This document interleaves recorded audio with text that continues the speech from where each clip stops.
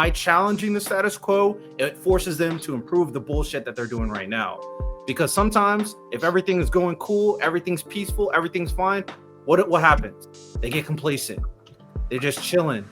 And everybody that is a citizen in America that's in this complacent society, oh, I'm living life, I'm cool, I just go to job, spend time with my family, I can eat whatever I want, I'm never hungry. So you never pay attention to what they're doing up there. And then certain people can start consolidating a little bit of power, and then obviously it becomes a issue moving forward. So they need to constantly be pressured by the people. And I think what you provide could put pressure, but it would need more institutional structure for me to think that this could be viable. That's just me. That's just my opinion about it. I respect that. I do think Wikipedia is a good litmus test of ensuring people like very, qualified people are for the most part the ones that, do it. Obviously, 10, 20 years ago, a lot of people talk about, Wikipedia, anybody could change anything. It's not that simple anymore. So it's definitely a process to think about, to kind of iron out. I definitely know there's a person that I had on my podcast. He's the CEO of OtherWeb, and they're a platform that gives out unbiased news based off what he said using AI. So that is another tool that he uses. Obviously something to think about, obviously someone to converse with if you want me to kind of connect you to. But AI's usage to help unbiased news is a very interesting one to kind of dictate that, help with that. Obviously, don't be like Elon Musk, who his AI is going crazy right now. But that's something. And there are definitely very qualified, independent people. I also had someone on my podcast, I advocate for a lot of things. I try to bring people together. Her name was Laura. Definitely advocate for her too. She runs a platform. She runs something called the Independent Center, which focuses on giving unbiased, independent news and educating people and focusing on that, not telling them what to think, but just educating people in terms of stuff like that. So having sources like that could also help in your mission in the platform that you're referring to. Okay, let's say you kind of establish some type of reliable individuals, maybe even implement AI experts who know how to do all that stuff and all that. Of course, we'll see how everything approaches that. I guess the two questions to touch upon this is, first question is that these people may be very invested in this idea, but at the end of the day, they may ask, I like what we're doing, but at the same time, I only could do this so much. I need to make a wage. What about the money? That's always going to be the conversation. I know we want to get money out of politics, but this is also a job that you're spending all day doing. So people need to get paid so they can feed their family, so they can live their life, all that stuff. I get advocating for people, but the person's also a person who needs to live too. So what about the people getting paid, who wants to get paid, who needs to get paid? That's why if you're trying to maybe even partner with a lot of these people and they spend all their time helping this platform, are they going to get paid for it? Because there needs to be some type of incentive other than I'm a good person, right? So that's a question. And then the other question is the idea that you referred to before, referees, right? So referees, the idea of trying to make sure keeping balance, I'm guessing that's what we're referring to. The problem with that is kind of, and I'm guessing someone would bring this up, it kind of seems like, okay, yeah, the people have power or whatever, maybe these people do help steer them in the right direction. But the people up top, it kind of seems a little bit communistic, right? It kind of seems like, hey, man, these guys got a lot of control that are supposed to putting people in the right place. Okay, maybe the first group of people are really good, unbiased, here for the people, good-hearted nature. What about the next wave of people? Can you guarantee that those people will always also have everybody's best interest in heart? Because we hear it all the time. Yeah, the first dictator might be the best king in the world, all for the people. That second king is the one that's going to destroy society. So that is another concern, is that and whoever takes over next can now use all the influence to control everybody and dictate them wherever he or she feels like.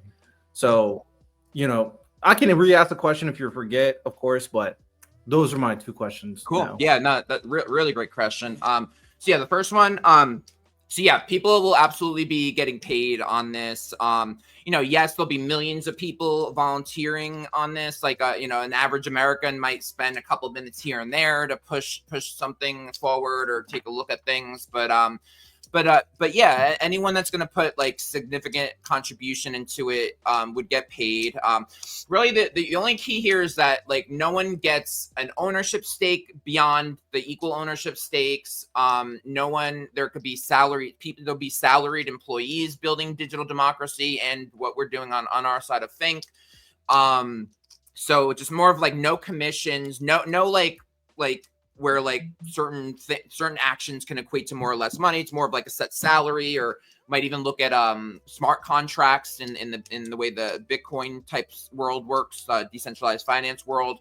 But yeah, so one of the big things, obviously the money thing comes up is like, right now, like each presidential candidate needs billions of dollars. An average candidate, even a House member, needs a couple $1 million every time they campaign. The current system is billions and billions of dollars yearly. And what we're talking about is like basically funding one central source that then showcases everyone equally. And then, so it's actually way more efficient, way more cost effective. So, instead of like this candidate A campaigning, candidate B, candidate C, we just campaign for digital democracy in this new system. And then, once we have the funding to get to this level, we, for example, in your area, you might see there might be four candidates running in your area, and we would showcase, like, we tell each of them, you have a 30-second bit that you get to do. We'll rotate who goes first and who goes last, but everyone gets a 30-second bit, and we're going to advertise it everywhere in the area. So we would advertise everyone for them, and then they would have a lot of control over it. So long story short is that we would start, like, part of this, the earlier stages is more of a donation model that, listen, like give money to something that's going to showcase everyone. It's like for the cost of like around two Senate campaigns, we could give 50 states digital democracy showcasing every candidate in the country for the cost of 2 Senate campaigns. So it's way more efficient. It showcases, it could show, just basically marketing and advertising for one system is significantly cheaper. So there's a lot of funding pieces to this, all ethical. Even after that, I mean, just the fact that, millions of people are going to go on this platform, there will be ads, we have to be careful on like ads, like shaping the narratives or anything, but they'd just be like non-political ads to help with the funding. And there's going to be over time, there's going to be a lot of different revenue sources. There's a way we're going to connect with academia and give them sources of political information that helps with education. There's just a lot of different realms of how this continually has a self-sustaining funding model, initially by donations, but eventually beyond donations. So long story short, yeah, like those that are like organizations and stuff that are plugging in like high level important information, yeah, they're going to be compensated in an ethical, transparent, and straightforward manner. So I think that answers the financial one. And then, so going into your second question, really great question. So to be clear, how the difference between FiNC and digital democracy is, like, FiNC, we're always going to be a separate organization. We're not controlling digital democracy. Like, we have to get it started, get the right people like leading it and moving in the right direction. I mean, I guess for the first 10 years, we'll have to be pretty hands-on. But we are ultimately going to be, we're really talking about 2 separate organizations. FiNC is going to be, it is an employee-owned model where our employees share the ownership and decision-making. Kind of like a nonprofit cooperative model is FiNC, and then DD is going to be citizen-owned. And that's really the question you're asking is about DD, that you're absolutely right. Whoever has the power, the control of DD, if they were going to misuse it, would be extremely dangerous. So first of all, to be clear on what a referee really means, is like, we're not even saying like like the referee can't even sway like, hey, this is a little bit better information than this. we're just talking about like long as the algorithms are truly democratic, that like, you know, if somebody's more favored, they rise to the top, someone's less favored, they go to the bottom. Some like making sure no one can pay to raise their influence without actual people wanting them to raise up in the ranks. So we're talking about just the purest level of like the only control they have is related to infrastructure, how the system is working, not the content that plugs into the infrastructure. So the goal is always to make sure it's just purely like it has to be designed for the will of the majority, the right rating systems and stuff that America will get to make the decisions themselves. So that's part of the answer. And then another thing to clarify is we're kind of talking about really like a republic model of how the system itself would run. Because to your point, it could almost look communistic in a certain direction. It could turn ugly. So the idea is that, you know, so first, every American is going to have an equal ownership stake of the system. It's going to take, again, about 10 years. But basically, the goal would be like you turn 18, you register to vote, and then you register for ownership stake in the digital embodiment of America's democracy. Like that's really what we're trying to frame this as. It's going to be the digital embodiment of our democracy. And then the idea with the ownership stake, you don't get any money. It's not like that, but you get voting. So there'll be actual elections, maybe 4 years, 6 years. I'm not sure yet. Well, that's for America to decide. But the idea would be that there would be elections of who is running this technology, who is at the top of digital democracy. Again, think eventually we almost want nothing to do with DD itself. As huge as that alone is, we have our own path that is connected to it, always forever connected to it, but not directly. We don't want to be that close to the technology side of things. We're in the reframing and other stuff. But so the idea is that America would run, it'd be an election, not like a governmental election. It's like America will own this, would privately own it, but everyone can opt into that equal ownership stake. And then so you vote for like, I don't know, the CEO or president of digital democracy. Maybe there's the top like 10, 20, 30 leadership roles at the top are voted every 4 years or 6 years or something like that.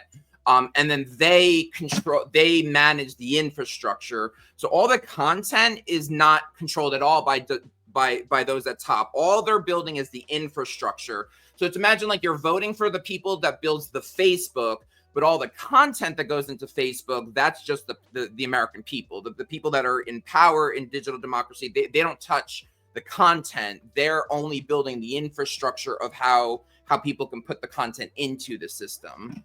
So I don't know if that's clear or confusing, but so long story short, it's like, you know, so America would vote for who's running this thing. So to your point, if it felt too communistic or dictatorship-y, America gets to vote them out and decide to replace them. Maybe it should be sooner than 6, maybe 4 years, 3 years. You know, we'll find that magic number when the time comes. But America will always be in control of voting of who's at the top of digital democracy, controlling that infrastructure.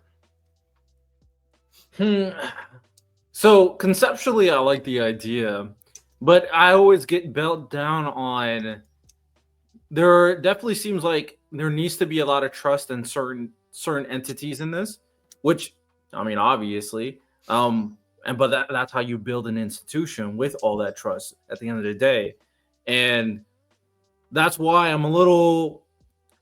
I like obviously I already spoke about it. I like the idea of this being more of like an information hub, kind of like a digital interactive news outlet for a voice that is the voice of the voiceless, basically. Mm-hmm. I really like that kind of idea.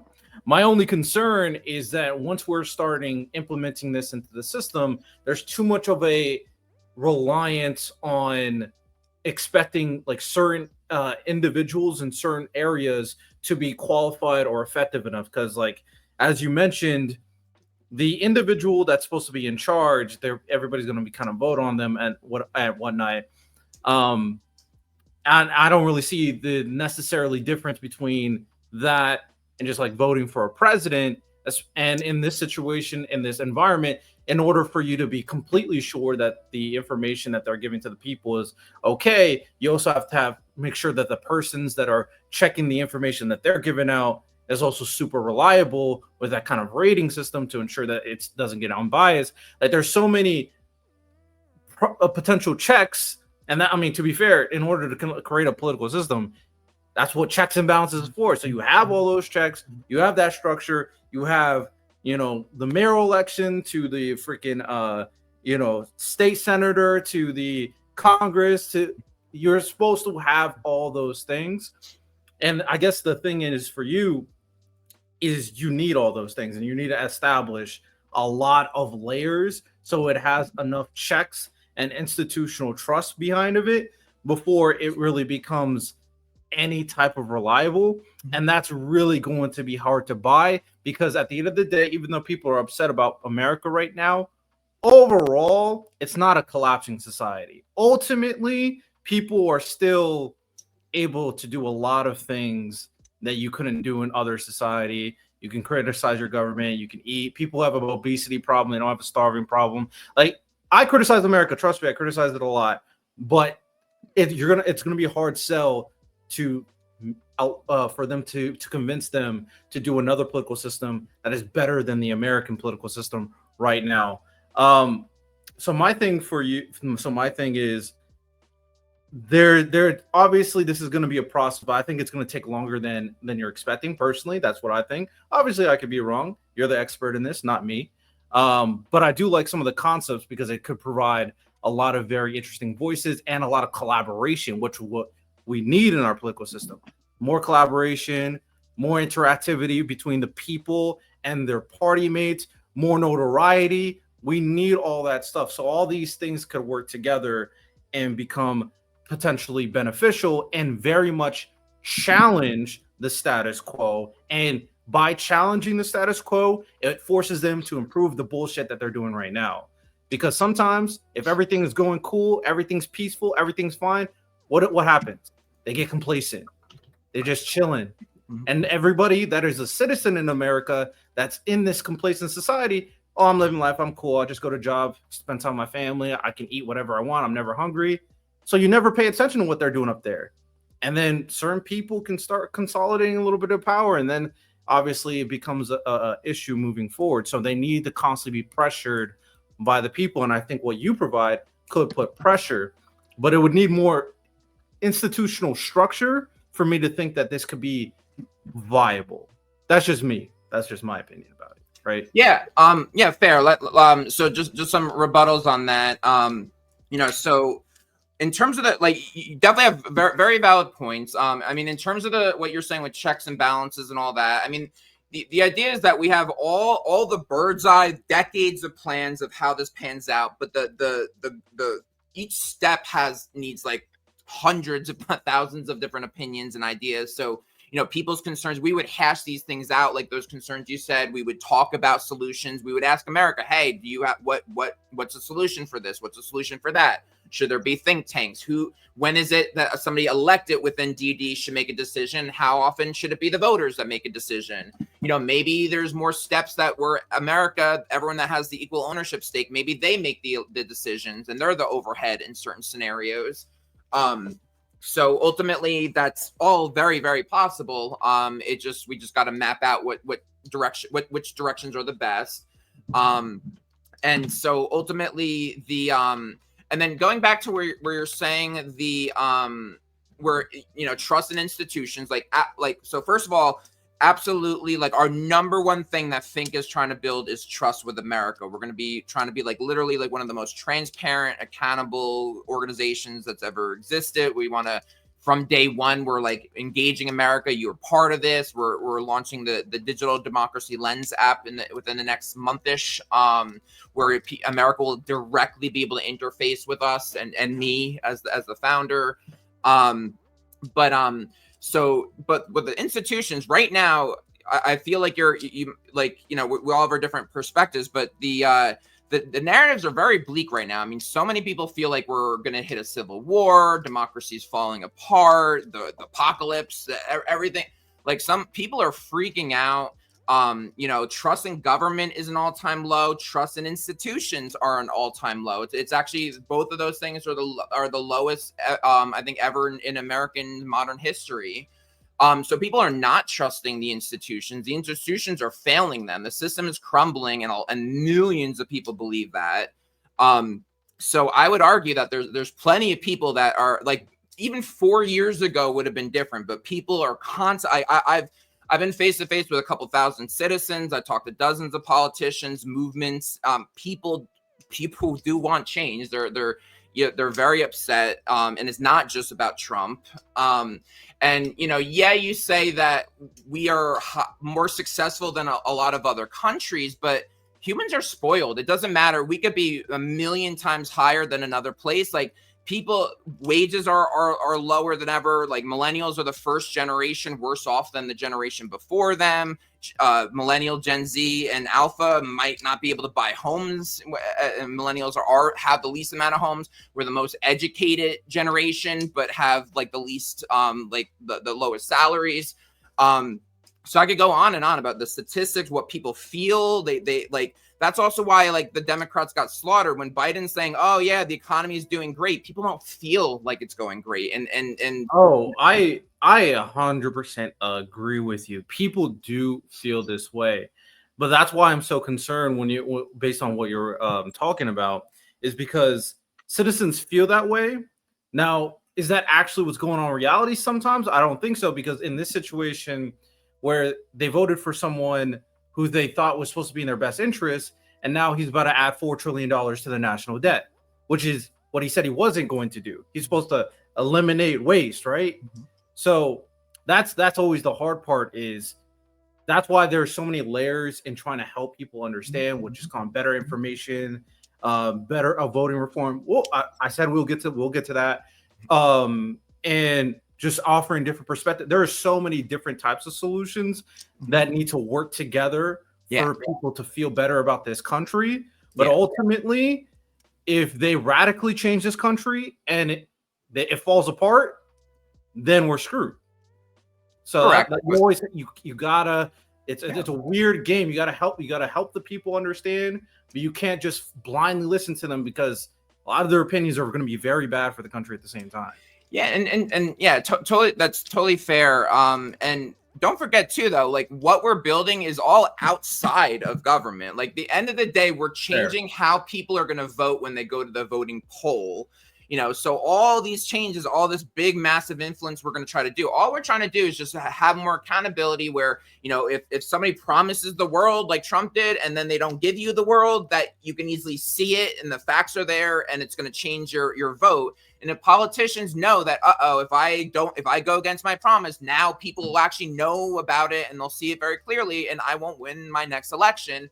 Like, that's the first starting point. So ultimately, we're just trying to evolve how people vote and make their voting decision. We're not in the government, so there's still that checks and balance there. And the last point is just like, Trump, like you said, one, because he spoke as a populist. All the stats show that Bernie a lot of voters went to Bernie, and then when Bernie was kicked out, they went to Trump, because both of them speak like populists. You could argue one of them is a populist, the other one only acts as a populist. But bottom line is, populism is popular these days. I mean, I don't see the difference of populism and democracy. That, like, democracy should be what most people want. I know they don't always want what's good for them necessarily. There's that, but populism isn't bad if you actually act on the populism. But like, a lot of dictatorships and stuff, they know to act like speak as a populist, but then do whatever you want in government.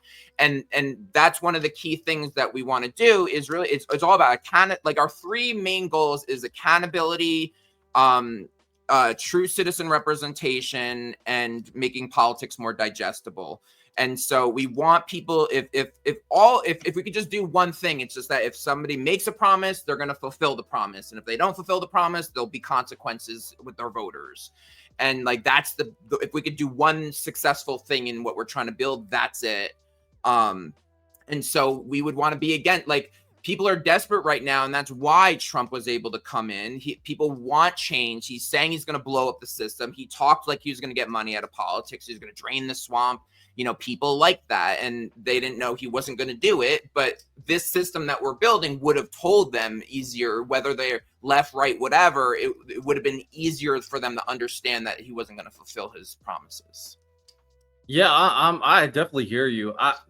I like this because of how much it can be a connective tissue to a lot of the solutions I advocate for. Yeah, Because the three yeah, principles that you just indicated, I'm all there for, right? Like the vote. I'm time to bring up the voter reform. So became an advocate for voter reform. I happened to see it by accident, and then I learned about ranked choice voting, and then I ended up learning about more. And now I'm not as much of an advocate for ranked choice voting, but I'm more of an advocate for approval voting and star voting. mhm, I'm actually in contact with like the head person with star voting. Me and her talked a few times. She's been on the podcast, and there are voting reforms that basically, as simple as I can put it, I've talked about the podcast multiple times. You guys can watch those episodes, but it allows you to vote your conscience. It allows you to not focus on voting the lesser of two evils. Your vote matters for any candidate. If you want to vote third candidate, you can, and it still matters. While your vote can still be one of the two primary candidates, and you feel like your vote is not completely lost because more than likely a third candidate won't win. But now there's so much to it, and I'd love to explain a little bit further after the podcast, obviously, to you if you're interested. But when it comes down to it, voting reform is something I advocate for to help people, vote in a way that I believe, adheres to their values more, which, is a lot of things that you're saying. Better information dissemination is also something that I hugely value for, which is why been in contact with platforms that I believe give out unbiased, factual, efficient information like Informed, Otherweb, and 1440. When it comes down to having conversations and being able to engage with people, I'm a big advocate for that as well. And even different like social lessons too that people are not really thinking about when I talk about like parenting and other kind of complicated social conversations that we're not having anymore because we're so focused on the administration. So there are so many things that we could do so much better that can have connective tissues to provide actual solutions, but nobody's really listening to it because I think this is where we 100% agree. We're so focused on whatever the Democrat and Republicans are telling us to focus on. So we need a new outlet. And I believe your platform could be that outlet and a new way. It's like, okay, let me check out this. Let me see all these different solutions. Let me see this platform to get me information. Oh, this is voter reform. Oh, I didn't know that. Now I can connect. There's a lot of potential connective tissue that it seems like, from my understanding, your platform could provide. yeah, yeah, 100%. So yeah, touching on the proportional voting and stuff. So that's why, with FiNC, we say we endorse generally flexible voting methods. We're not saying which one is the right one. We want, America to make that choice themselves. So proportional voting, star voting, we're all for all those. I'd love to get in contact with anyone that you have affiliated with those groups, because we still want to prop all of them up. Like, I know sometimes that like well, you're propping up kind of my competitor. It's like, well, it's still you guys together against the establishment. Just want to say that we're a proponent of all flexible voting options and want the will of America to decide on that. But also, like you're saying, like there are a lot of pieces of solutions. There's so many solutions out there, but they're not one, there's never going to be one ultimate solution. But what makes us unique is that we want to be the connective tissue to all those solutions. So proportional voting, star voting, money out of politics options, better, tackling misinformation, tackling the media bias. No matter what solutions exist, we want to be an umbrella for America to see these are what's going on. These are your choices. Then have a system in place to build the consensus. Do more people like proportional voting, do more people like ranked choice voting, and maybe in certain states it's one thing, in other states it's going to be another thing. So it's about spreading awareness, having a one-stop shop for all these solutions along with the third parties, gain that awareness, then building these infrastructures that can help build the consensus, allow citizens that if you really love star voting, here's how you can spread the word on that and go, and then, don't ask FiNC. We're not the experts of each piece. We're just the umbrella. When you want to zoom into one specific thing, we'll connect you to the resources. These are who you talk to for star voting. This is who you talk to for proportional voting. We're only the connective tissue. We're like the communication network, and not the substance. And so we want to just connect people together to the substances. So in all that, so that's ultimately what makes us so unique, is that we want to be the connective tissue to even conflicting ideas. We want to be the connective tissue to just have one place for America to see these choices and then make a decision for themselves. All right, I definitely appreciate that, and you know, uh, there's there's a lot of value. Based on how this conversation, I am a advocate. I like the idea. I think can be very valuable, especially considering all the different types of people I've spoken to that I advocate for. Um, so I do think this is good because I do believe people should be more aware of these things, which is why I try to kind of connect people, get everybody on the same page, and really feel like, yeah, different ideas, sometimes competing ideas, but we're all kind of focusing on bettering America. Yeah.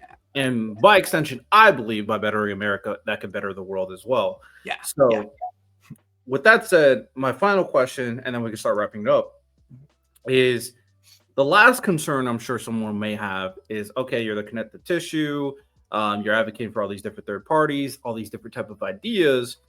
What happens when you come across a potential negative idea? The first thing I'm going to point out, right, very quickly, very easy to understand, especially for this demographic, is there's going to be a strong section of people who are going to be anti-Jewish. That rhetoric is growing largely nowadays, and obviously, I'm not talking about anti-Israel because you can criticize the Israel government if you want. I'm fine with that. I don't really like Netanyahu at all. But there's a difference between it being anti-Israel and being anti-Jewish. So that rhetoric is kind of growing, and I'm sure that there's going to be people on the platform. I'm going to call out very far left-leaning progressives in particular, but also central right figures too also hate Jewish people. So there is that growing rhetoric where I've even seen things. This is anecdotal, but I do think it's problematic considering I see likes and retweets that are propagating constantly of like people say, man, they should have went back to Germany, man. Stuff like that. Very simple. Very, very terrible things. And I know people personally that feel like, bro, I don't like what the Israel government's doing, but like everybody hates me, right? So this is just a good example based off current climate. So when you have these ideologies that could be potentially big, not outright, it's like, okay, KKK, we know they're an evil group. Okay, fine. But this is one that has a strong, stance in certain circles, like a far left leaning or central right leaning, a different type of party, different type of ideology. How are you going to deal with those very hateful potential rhetorics that is a part of a legitimate movement? Yeah, that's a tricky question. I've gotten that before, and we don't have like the ins and outs answers, but yeah, it's going to be a hard one to navigate. And we do have to err on the side of respecting freedom of speech. Is a little bit more on the leaning. I mean, it just be like as soon as we're censoring people on this platform, it's no longer democracy. So we have to be careful on that. However, really, like right now, the line we're trying to figure out is like once it's like a certain level, like I don't know, we're kind of thinking if they're on a digital space, on digital democracy, if they're in their own private area and they're talking like hateful things, I think we're supposed to allow that. But then if they're doing it in like if there's like a Jewish online community group on DD and somebody goes into it and starts like harassing them, that would be crossing a line. I mean, it's really like figuring out where the lines are crossed of like, when is it okay, freedom of speech, you say what you got to say, and when is it like you're bullying, you're trolling, you're harassing people. So I think it's just finding the right line there that just makes it the most ethical, where people are still allowed to express their speech. Like you did say, like KKK and stuff, that's the easier black and white place to land. I want to be clear that we would denounce that. But what was the other part? And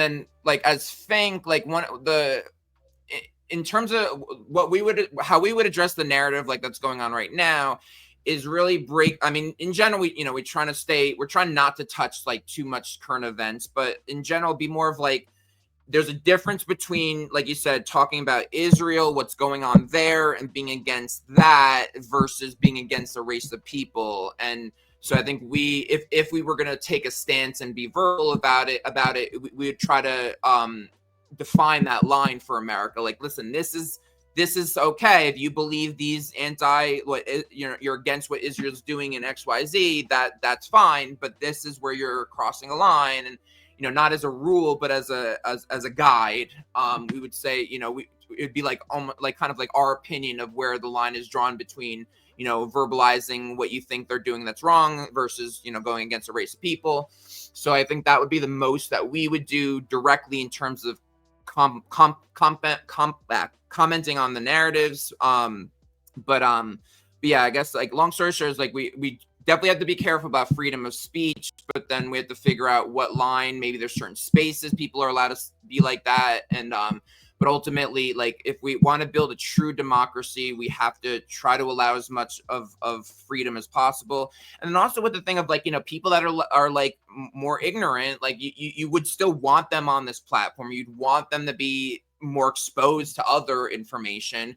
The key to what we're doing is about multiple perspectives, understanding what other sides see in any kind of an issue. And so even if they're coming in with their own agenda, our algorithms and everything we're building, the goal is to at least hear other opinions before you land on your own thing. Like, social media right now is just a cesspool of echo chambers, and we want to overcome. We want to build algorithms that basically don't let us make it that DD does not end up being like an echo chamber. So I think that's kind of the answer that I have right now. And I'll also just say that it's not totally like we're still debating it. We still want to hear more feedback. We want more of America to be in that conversation with us. So like we really want to hear, because I know it's a very, very sensitive topic of where we would land on freedom of speech versus like racial or negative wording. So we still want to do more research and get more feedback, but that's generally what I said in this little spiel here of that's kind of where we stand at this stage.